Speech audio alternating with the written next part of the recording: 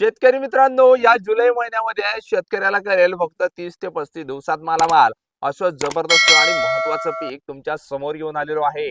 जय शिवराय. नमस्कार शेतकरी मित्रांनो, मी मिलिंद भोर स्वागत करतो तुमचं मिलिंद भोर या आपल्या परिवारामध्ये शेतीविषयक युट्यूब चॅनलमध्ये. शेतकरी मित्रांनो, या जुलै महिन्यामध्ये आपल्याला करायची आहे कोथिंबीर हे पीक. कोथिंबीर, धनिया, सांबर वेगवेगळ्या भागामध्ये वेगवेगळे नावं. 30 ते 35 दिवसामध्ये हार्वेस्टिंगला येणार. आणि जर ह्या पावसातून तुम्ही वाचला तर निश्चित स्वरूपात तुमचा पैसाच पैसा होणार. आता काही शेतकरी म्हणतील आमच्याकडे पाऊस नाही, पण आमच्या पुण्यामध्ये पाऊस चालू आहे. गेली 3 दिवस झाले पाऊस चालू आहे. लक्षात घ्या, कोथिंबीर पीक करत असताना नियोजन कसं करावं थोडक्यात माहिती देतोय, व्हिडिओ स्किप करू नका. सुरुवातीला येतंय कोथिंबीरचं बियाणं, दुसऱ्यांदा येतंय कोथिंबीर पिकाला जमिनीची योग्य निवड, तिसरं येतंय कोथिंबीर पिकाला तणनाशक फवारणी, चौथं येतंय कोथिंबीर पिकाला महत्वाच्या काही फवारण्या, पाण्यातून काही खतं, वरूनही काही खतांच्या फवारण्या करता आल्या तर कशा पद्धतीने करावा, आणि कोथिंबीर पिकाला शेवटची फवारणी. आणि कोथिंबीर पीक 30 ते 35 दिवसात हार्वेस्टिंग करून मार्केटला घेऊन पैशाच होणार आहे. आता माहितीला सुरुवात करूया. त्यासाठी सबस्क्राईब करून ठेवा, समोरील घंटा ऑल ठेवण्याचा प्रयत्न करा, आणि आपले व्हिडिओ कुठून कोणत्या तालुक्यातून जिल्ह्यातून गावातून पाहता कमेंट्स नक्की करा. तर शेतकरी मित्रांनो, कोथिंबीर पीक ह्या जुलै महिन्यामध्ये करताय म्हणजे पावसाळ्यामध्ये करताय. तर आता सुरुवातीला येते बियाणं. बियाणं निवडते वेळी गावरान किंवा चायना व्हरायटी निवडा, जी पावसामध्ये तग धरेल अशी व्हरायटी. डोंगर उतारी ढाळी जमीन निवडा.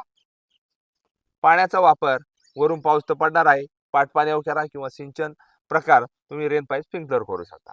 बियाणं घेते वेळी सुपर ग्रीन घेऊ शकता, अशोका 30 डेज घेऊ शकता, ग्रीन फील्ड घेऊ शकता, या चायना व्हरायट्या.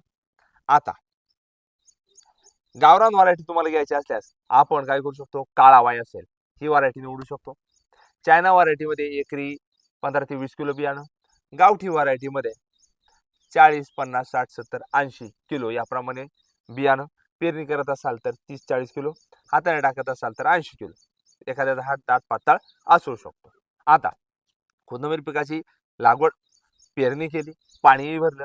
आता सर्वात महत्वाचं आहे तण नियंत्रण, तणनाशक फवारणी. कोथिंबीर पीक लागवडपासून 5 दिवस मोजायचे. म्हणजे लागवड आज केली, पेरणी पण पाणी दुसऱ्या दिवशी भरलंय.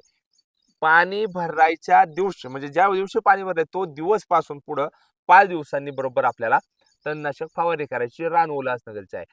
टर्गा सुपर 20 मिली, गोल 10 मिली घेऊन याची फवारणी करा. त्यानंतर कोथिंबीर पिकाचा उतार 8, 9, 10, 11, 12व्या दिवशी झालेला बघायला मिळतो. उतार झालाय, वापसा आहे, पाणी पण भरू शकता. ह्युमिक 22 टीन पाण्यातून सोडून द्या, किंवा झायडेक्सचं नर्सरी किट पाण्यातून सोडून द्या. या पद्धतीने नियोजन करा. त्यानंतर 10 ते 15 ते 20 दिवसांच्या दरम्यान एक महत्वाची फवारणी करायची. कोणती करायची माहिती का? साप पावडर घ्या किंवा रेड्युबल घ्या, यामध्ये 11-24 घ्या, बायोटाईक्स घ्या, परफेक्ट सुपर घ्या, ही फवारणी करा. फुटवा जबरदस्त, बुरशीवर नियंत्रण, जमिनीतही बुरशी असेल त्याचंही नियंत्रण मिळेल. पिवळेपणा असेल तोही नाहीसा होणार आहे. फुटवाही जबरदस्त, काळोखी 1 नंबर निघणार आहे. आणि थ्रिप्सचा अटॅक असेल, माव्याचा अटॅक असेल, हाही नाशा होणार आहे. त्यानंतर कोथिंबीर पिकाला खताचं व्यवस्थापन करायचं. आता पावसाळा चालू आहे बुवा, मग पावसाळ्यामध्ये उन्हाळ्यामध्ये आपण दाणेदार खत टाकू शकत होतो. पावसाळ्यामध्ये जर टाकता आलं तर ठीक, नाही टाकता आलं तर काय करा, 2 पर्याय देतो. 28-28-0 कोरोमंडलची ग्रेड आहे, याच्यावरून फवारणी करू शकतो प्रतिपंपासाठी 100 ग्रॅमने. हे फायद्याचं होणार आहे. किंवा पाण्यातून तुम्हाला सोडायचं झालं तर 28-28-0 एक कोरोमंडलची ग्रेड एकरी 4 किलो सोडू शकता. नाही तर आपण महादन 24-24 एकरी 1 बॅग पातळ हात टाकून द्यायचा, पाणी सोडायचं. जबरदस्त कोथिंबीर पिकाचा तुमचं डेव्हलप झालेलं बघायला मिळणार आहे.